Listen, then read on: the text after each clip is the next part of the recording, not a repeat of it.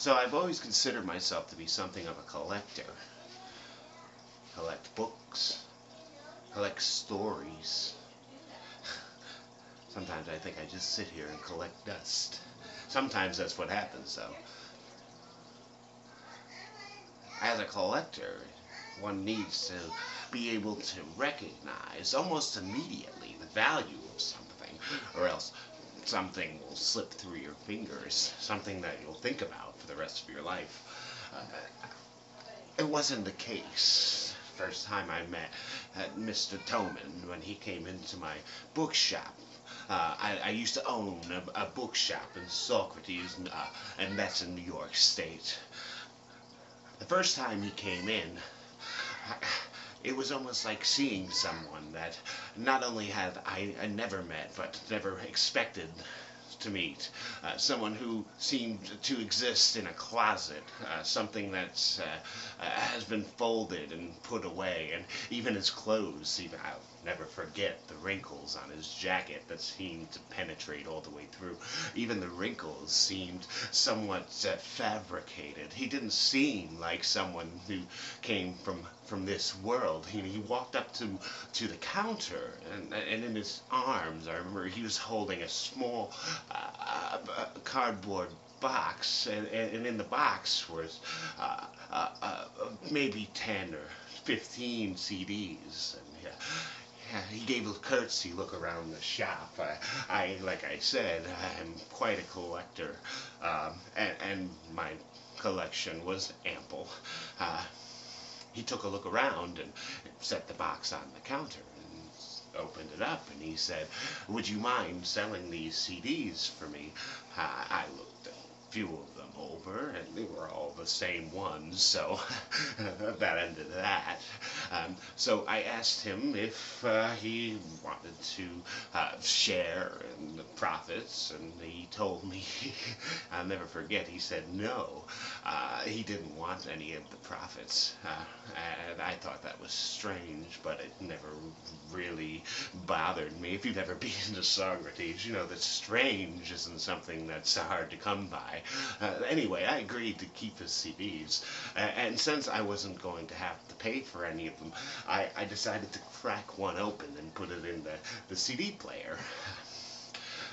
The first time I listened to it, I had a feeling of fascination, of mild befuddlement, but nothing more. I ended up keeping the CD on repeat in the store just to see if any customers would be interested in purchasing the background music. And although that didn't happen, I found more I listened to the music, the more I started to understand that this song isn't poetry. This song isn't prose. This song is a story. This isn't just repeating like some repetitious refrain, the same beats and measures that's been repeated since Shakespeare started writing the sonnets, since the time that people started putting pen to paper. This was telling something new, and I heard the themes not in music, and not even in the words, but in the manner in which this young man had presented them. It's off-putting. At that time, I almost saw myself as being compelled to find out more, not just about the music, but the man who was mad enough to try to create it.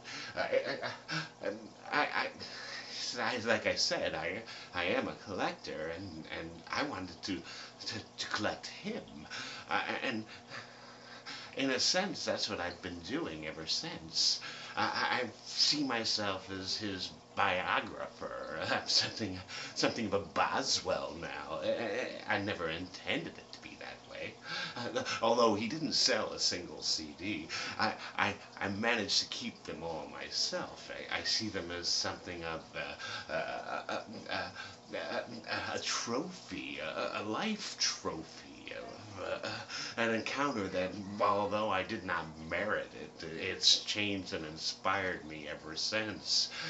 Since I've been in contact with Mr. Toman over these years and been something of a producer, or at the very least, a mild distributor of his works. He's been keeping me up to date, and lately he's been sending me songs that not only retain that old and dastardly tenor, they seem to have improved upon it in some way, and I thought that any good biographer would think that presenting them together as a compilation of video diary, a new sort of album, was something I was destined to do, and so here they are. I'm just gonna put them out there. Here they are, and you can just listen to these.